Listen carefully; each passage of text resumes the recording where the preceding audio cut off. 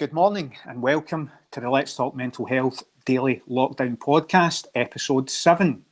I'm your host, James Downey, founder of the TAD Project, East Kilbride, an online, private and confidential hub which provides a place for individuals with poor mental health. We strive to build autonomy and confidence in members. We provide resources such as boot camps, health walks, phone volunteers and so much more. Hi, I'm Brooke Longmore, Mindset and Mental Health Specialist with 16 years experience of studying the human mind, psychology and human behaviour and working with adults and children.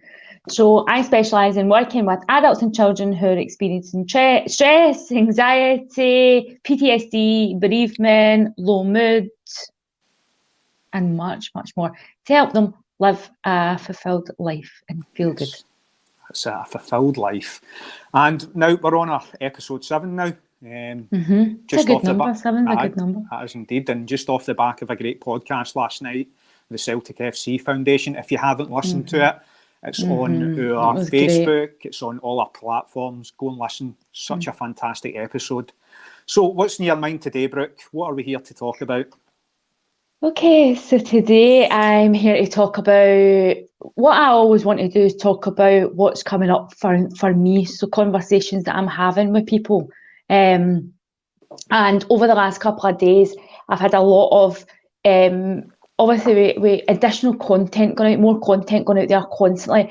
I've had people asking me, what is the benefits of talking therapies, right? And if we just put it really nice and short, right? The benefit of talking therapies is feeling good, right? When we hold on to emotional baggage, and when we hold on to stress, when we hold on to worry, a lot of that can manifest as physical tension in our bodies, and it can cause a lot of problems in different areas of our life, right? So being able to work on a therapeutic intervention, which I specialise in, it gets a lot of the emotional baggage up and out. It brings a lot of patterns that are habitual from the subconscious mind to the conscious mind to heal it, to be able to let it go, right? Now, what a lot of people find is when they do come on to talking therapies, in the first couple of sessions, there's a lot of tears.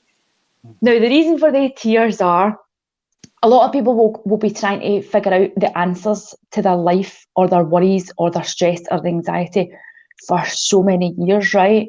And then they come into one session and we get to the root cause. Now, I'm not saying we sort it and we heal it in one session, but in one session, more often than not, 99% of the time, we get right to that root cause. And people will become tearful because they feel like, well, why could I not get there? Why? I've been trying this for 10 years and I've come into an hour session with you, right? The reason why you can't get there is often the conversations you're having is with peers, family, friends, who have all got their own stuff going on. They're not trained to ask the right questions. They're not trained in the science of the mind. They don't know how the mind works in the psychological way. So a lot of the time they're not even listening to you. And it's not because they don't want it, it's because they've got their own stuff going on. So I'm trained, I've got 16 years experience of asking the right questions that drills down through the nonsense to get to the root cause.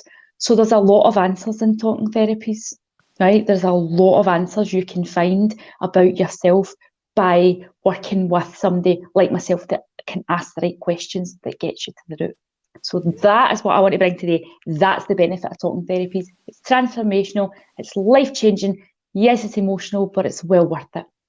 Yeah, and as you say, you've got those years of experience, Brooke, 16 years, so you definitely know what you're talking about, and that's what we're here. We're here to talk about the things that we know and the things that we practice, and we have belief in what we do, Oh, absolutely. And I get a lot of the time as well that people have worked with somebody else on their mindset and they come to me in emotional disaster.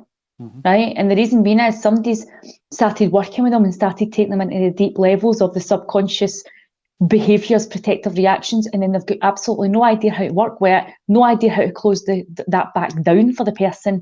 So it's almost like, come on, come and chat to me. I'll rip the big wound off. I'll rip the big plaster off that open wound. And by the way, I don't know how to dress it again. So, that's you. So what I always say is when you're going to be working with talking therapies, check people's credentials, check their experience, check ask them questions, right? See if somebody's a professional in the field, they will never bother about you putting them under the spotlight with questions, because they'll be able to answer them. Absolutely.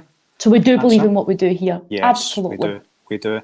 And I'm here today to talk about coping with stress during lockdown. As we know, we're in this big bubble right now, and we're away from family, we're away from friends, And, for me, a wee tip is to maintain a healthy lifestyle as much as you can through this, whether that be reading a book, whether that be getting off the sofa to go out for a walk.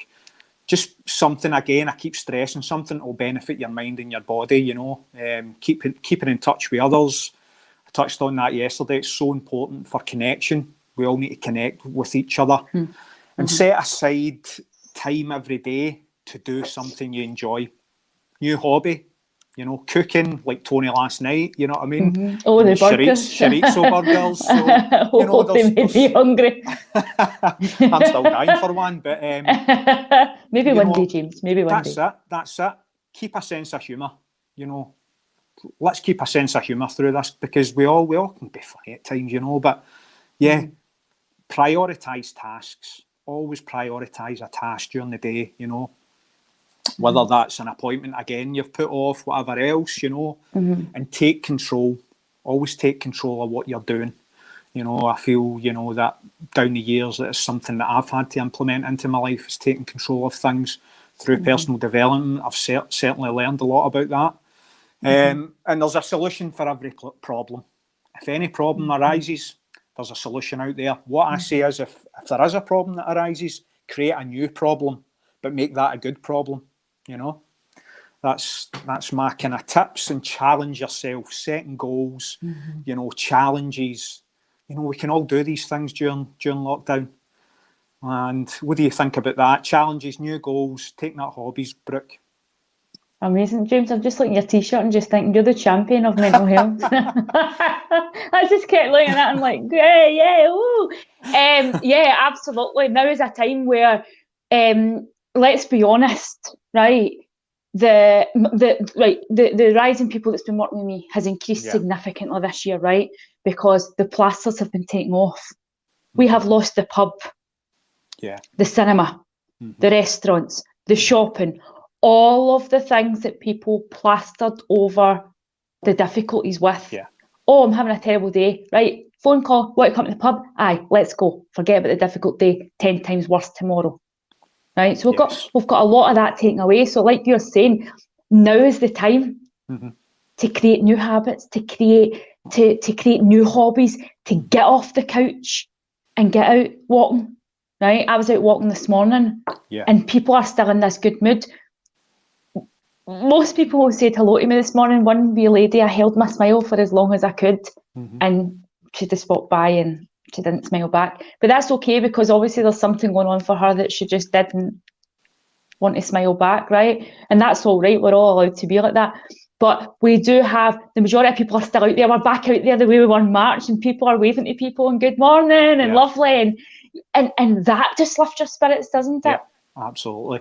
I like that. I do that as well now. I walk by people, I smile.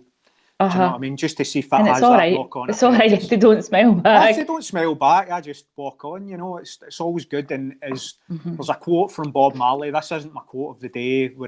In fact, it's a song lyric where he says, you can't live in that negative way. Make way for a positive day. And that's something that has always stuck with me in my head. However, my quote of today is, feelings come and go like the clouds in a windy sky. Conscious breathing is my anchor. And that's from Thich Nhat Hanh. And I think that's maybe kind of Thai or something like that. Maybe the person's Thai, from Thailand. But there you go. Feelings come and go like the clouds in the windy sky. Conscious breathing is my anchor. Such a beautiful quote. And conscious breathing is so powerful. Yeah, definitely. It's free. It's free. It's free, and we can always tap into it. Right? You don't need to carry anything about with you to do conscious breathing. You just need to do conscious breathing, right?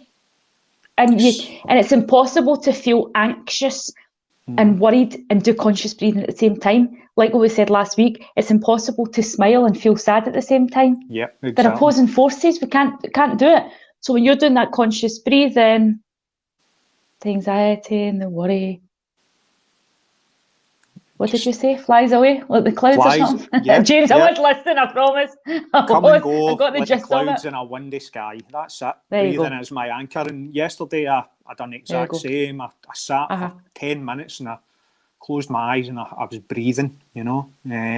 So I'll go to a couple of comments and then we'll go. And we've got one from Susan Fleeting that says, for every negative, there's got to be a positive.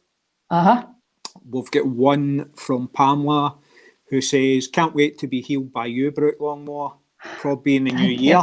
There we go. Okay, so, I'll keep a wee space for you. That's fantastic. And I think that other comment, was good about the positive and negative, because there is always that opposite side. There's always that dark and light. There's always that good and bad. There's always the sun and yang.